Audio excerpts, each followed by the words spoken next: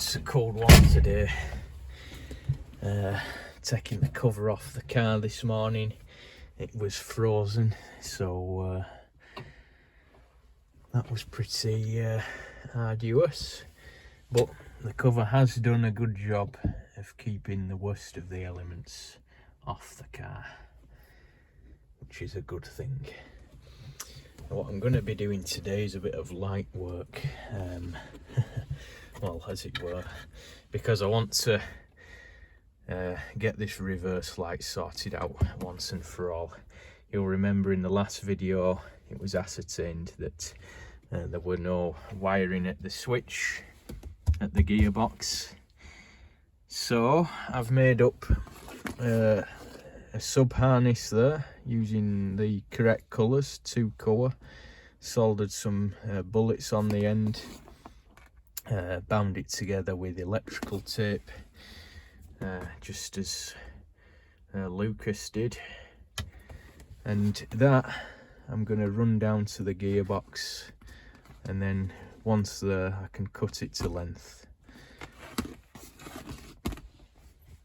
because right, you know, sort of right at the start of this series, the heater didn't work on this car.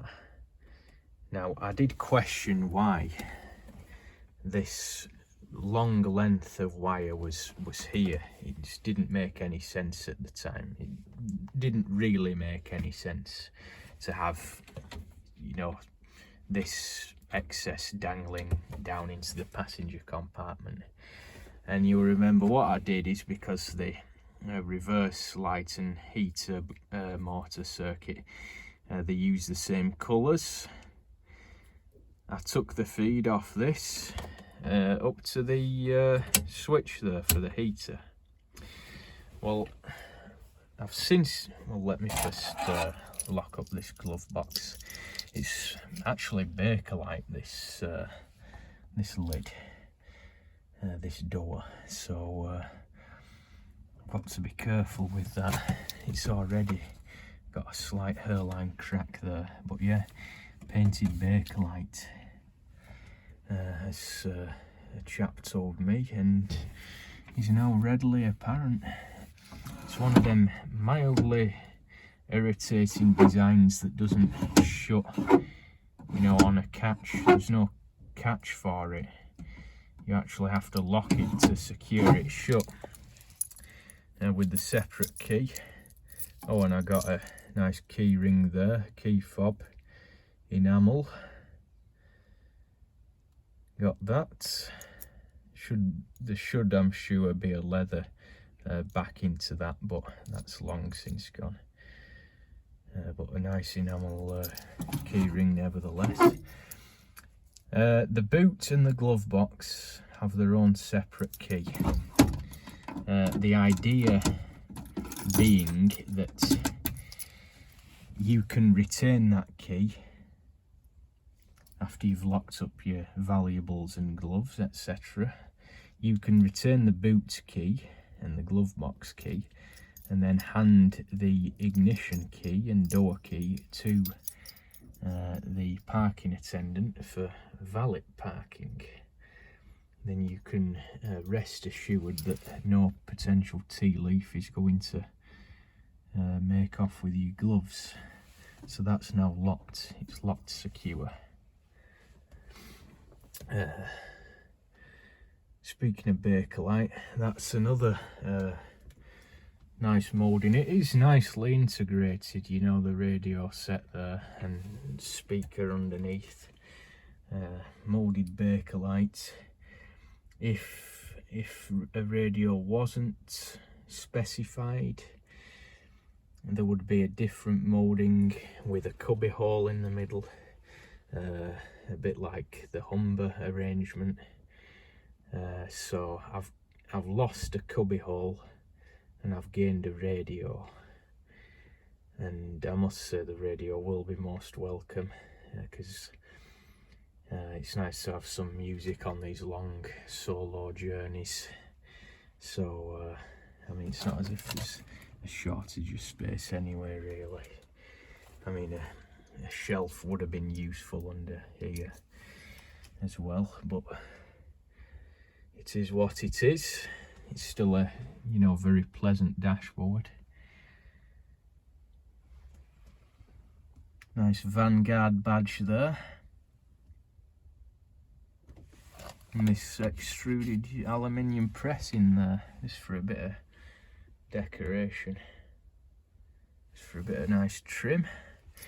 So yeah, going back, I'll actually put them into the ignition switch because I'll be needing that to test the circuit, so they can go there.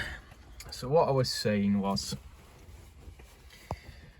I had a sort of light bulb moment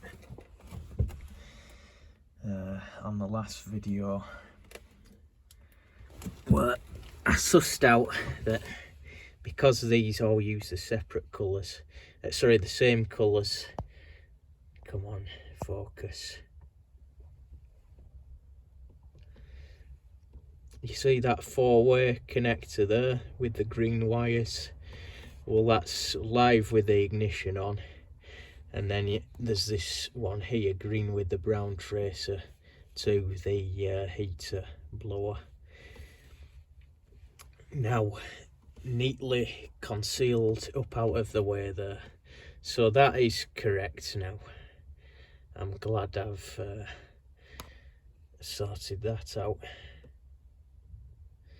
That's as it should be, which left the long dangling wire, which we have now ascertained is to the reverse light switch and light at the rear of the car.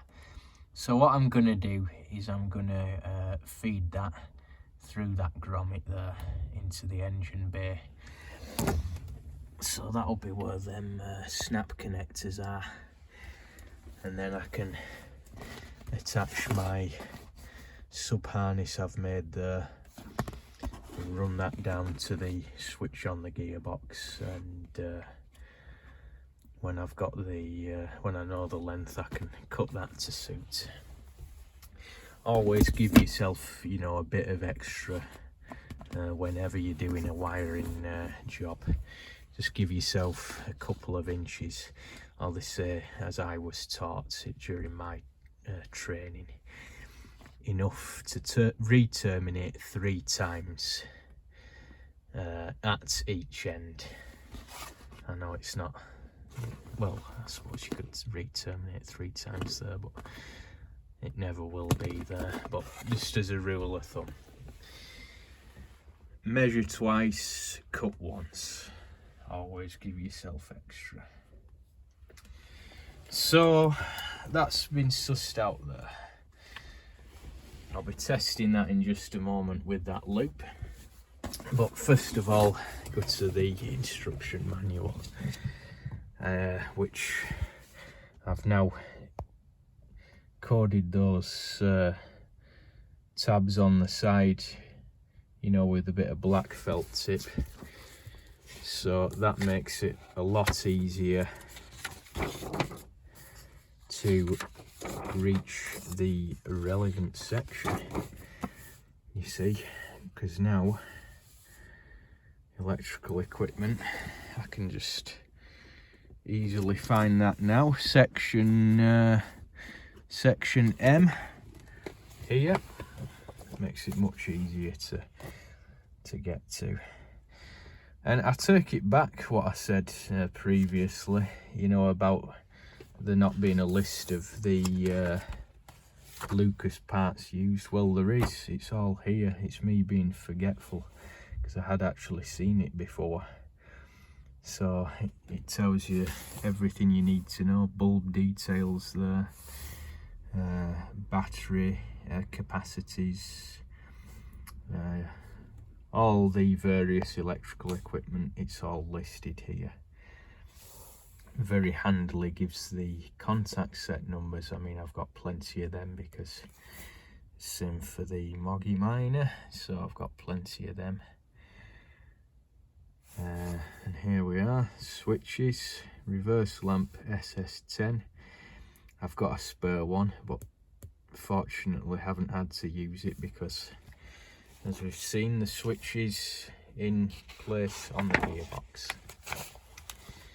So going to the wiring diagram, which is sort of what caused the confusion in the first place, because you'll remember the heater circuit was disconnected on this car.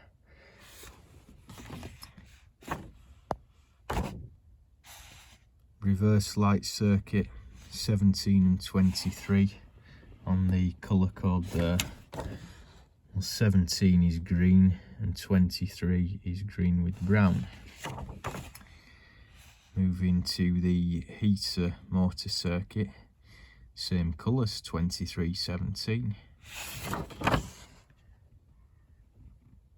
Green, green and brown. Hence me originally taking the feed off that, but of course there was I only used the one wire for it, so I'm glad I've sorted that out. What I'm going to do now to test this is put this loop on, which will simulate the switch being closed, i.e. reverse gear selected, switch contacts closed. Just loop them together. Easy way of testing a circuit is controlled by the ignition, of course. That'll energise the circuit when I switch on there. And what I'm going to do for your benefit is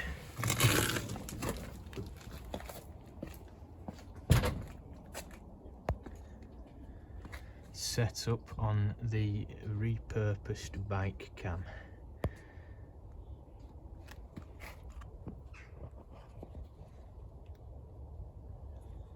The apparatus there.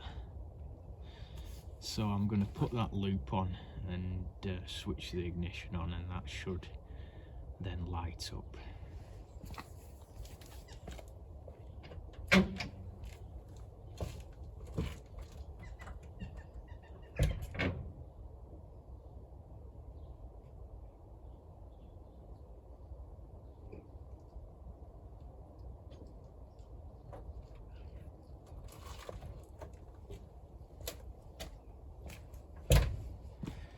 Yes, it does. So now, just to doubly prove it, I'm going to take that loop off before I switch the ignition off and make sure the light is extinguished.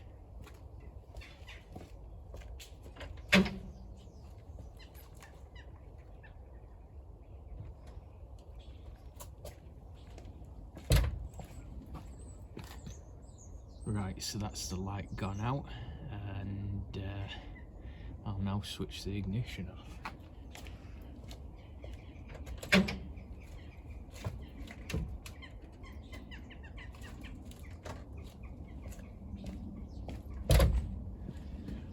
So all that remains to be done on this job, and I am going to have to access under the car again, all that is left to do now is feed that wire through the bulkhead, and then run the new cable down underneath to the gearbox switch. I have actually replaced the assembly in there, because these Lucas L574 are the very same as used on the Humber, Hawk and Snipe, which is a cleverly integrated, you know, combined number plate and reversing light. This is the one I removed. I mean, that was no good. It was unsightly. Could see this corrosion through the glass, and it's not particularly good for reflecting light.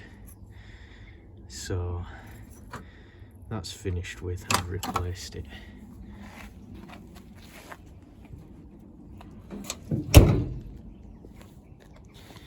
Good, it is a good boot,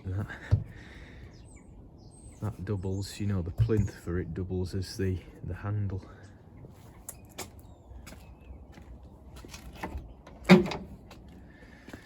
So that's it. As I say, I'll feed this through the bulkhead there with the where the other lumer's gone, through that grommet. Always use a grommet to save any, prevent any chafing against the metalwork and short circuiting. The insulation can rub through, cause a damaged wire and possible vehicle fire. So always use a rubber grommet, and I'm gonna do that. Just regarding vehicle wiring, the best policy is to leave it alone.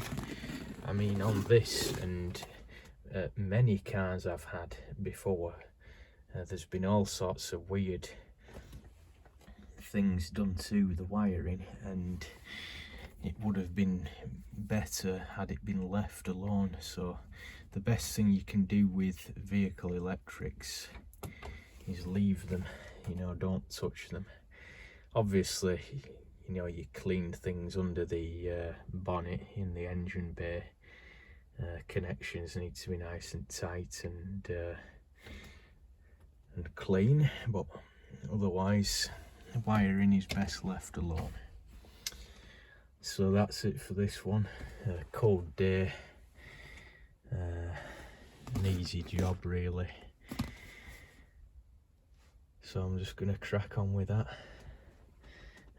Next video, or in a future video at any rate, there will be some more electrical stuff, because, well, for starters, one of the courtesy switches is missing on the driver's side.